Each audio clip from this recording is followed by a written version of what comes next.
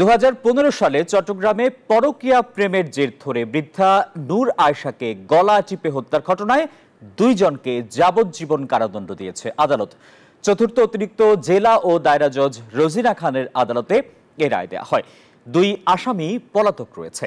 আকরাম হোসাইনের রিপোর্টে বিস্তারিত। পরকীয়া প্রেমের ঘটনা জানতে পারায় 2015 সালের 21শে সেপ্টেম্বর ভাতিজা শেখ কামাল ও পুত্রবধূ কুসুম আক্তার গলা টিপে হত্যা করে নূর আয়েশাকে। মৃত্যুর 2 দিন পর সাধারণ মৃত্যু বলে ভাতিজা ও পুত্রবধূর যোগসাজশে কবরও দিয়ে দেওয়া হয়। পরে নূর আয়েশার সন্তান প্রবাসী মোহাম্মদ মুবিন বিদেশ ফিরে 22শে অক্টোবর শেখ কামাল ও অজ্ঞাত একজনকে আসামি করে মামলা করেন।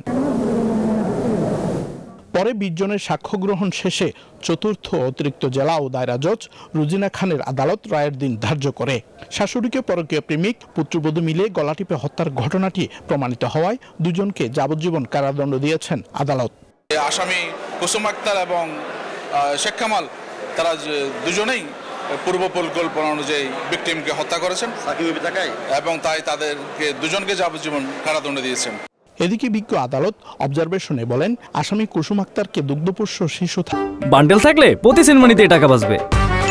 বিকাশ সেনমানি বান্ডেল কিনে জিতুন প্রতি লেনদেনে। থাকার কারণে তাকে মৃত্যুদণ্ড না দিয়ে যাবজ্জীবন কারাদণ্ড দিয়েছেন।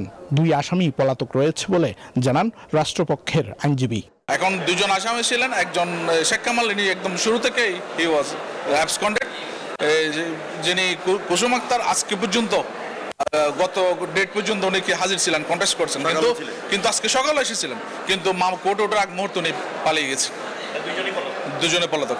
2015 সালে রাউজানের 69 পাড়ায় ভাতিজার হাতে ফুপু খুনের ঘটনাটি ব্যাপক চাঞ্চল্যের সৃষ্টি হয়েছিল। আকরাম হোসাইন, নিউজ 24, চট্টগ্রাম।